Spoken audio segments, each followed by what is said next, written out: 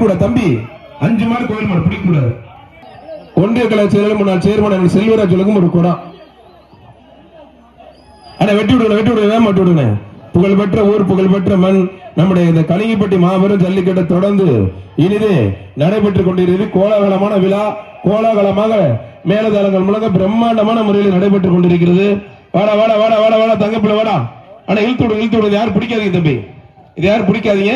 5 மாடு யாரும் பிடிக்கூடாது, கோவில் மாடு பிடிக்கூடாது.